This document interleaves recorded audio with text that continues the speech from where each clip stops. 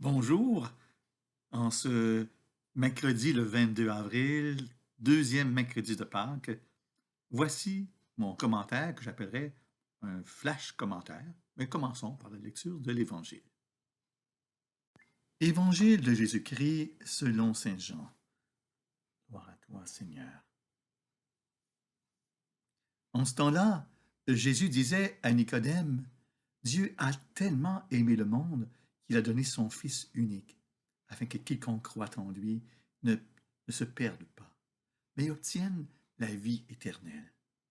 Car Dieu a envoyé son Fils dans le monde, non pas pour juger le monde, mais pour que par lui le monde soit sauvé. Celui qui croit en lui échappe au jugement. Celui qui ne croit pas est comme déjà jugé, du fait qu'il n'a pas cru au nom du Fils unique de Dieu. Et le jugement, le voici. La lumière est venue dans le monde, et les hommes ont préféré les ténèbres à la lumière, parce que leurs œuvres étaient mauvaises. Celui qui fait le mal déteste la lumière.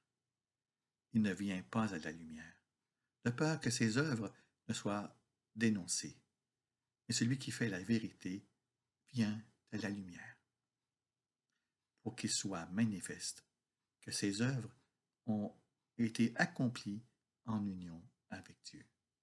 Nicodème, on le suit depuis l'évangile de lundi. C'est un peu la fin de cette rencontre avec Jésus. Nicodème est venu trouver Jésus dans la nuit pour lui demander comment posséder la vie éternelle. Jésus est à son écoute. Jésus apporte au monde la bonne nouvelle de la réconciliation, de la paix. C'est le cœur de sa mission. Cette annonce n'est pas reçue. Celui-ci donne la foi en Dieu, qui vient en nous sortir des ténèbres. La prédication de Jésus, c'est ce qu'il fait encore avec notre ami Nicodème, est un message d'espérance, un message plein de vérité qui est exigeant. Avec Nicodème, nous comprenons que Jésus fait le lien entre le ciel et le monde d'en bas. Il nous libère par sa passion. Dieu a envoyé son Fils dans le monde, non pas pour juger le monde, mais pour le sauver. C'est le cœur du message. Il n'y a pas une vérité, mais des vérités, nous disent nos contemporains. Mais seule la puissance de l'amour infini de Dieu peut apporter la libération à tous nos frères et nos sœurs. La bonne nouvelle de Jésus est confirmée par les innombrables témoignages des saints.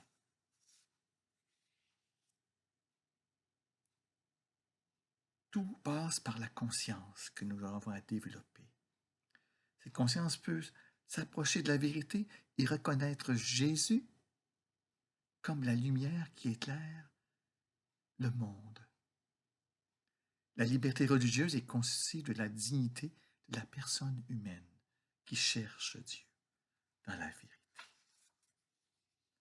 En accueillant Jésus, le croyant, la croyante entre dans une connaissance nouvelle, un amour qui n'aura pas de fin. Jésus sera toujours présent pour lui désormais, ou pour elle. Nous aussi, nous agirons dans la vérité en désirant le royaume avec un grand amour qui nous fera demeurer dans cette lumière de la résurrection. C'est l'objectif principal.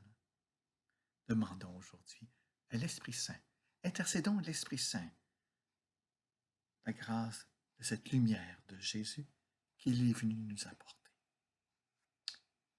Bonne continuité, bon partage avec les autres.